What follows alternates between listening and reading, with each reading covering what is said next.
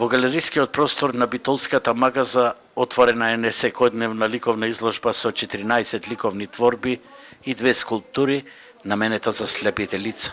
Овој несекојдневен проект на Битолскиот завод и музеј со тактилни слики и брајево писмо ги користи современите технологии и можности, се со цел да се овозможи достапност на движното културно наследство за лицата со попреченост. Проектот е започнат од минатата година, со изработени 21 тактилна слика, а изложбата која побуди огромен интерес е прва од ваков вид. Почнавме со пилот проект поддржан од Балканска музејска мрежа. Ја добивме со грант машината на која што можеме да ги работиме тактилните слики. Поминавме многу обуки и одлучивме поставката на Завод и музеј Битола да биде достапна за сите. За таа цел изработуваме тактилни слики кои што се достапни за слепите лица и слабовидите лица од градот и од надвор државата.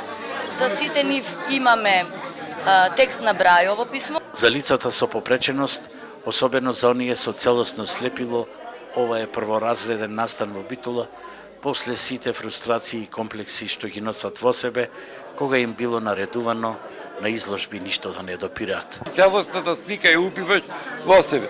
Ова значи за слепите премногу, нарочито затоа што, ајде ќе спомнам, прв пат во нашата држава се прави вакво нешто.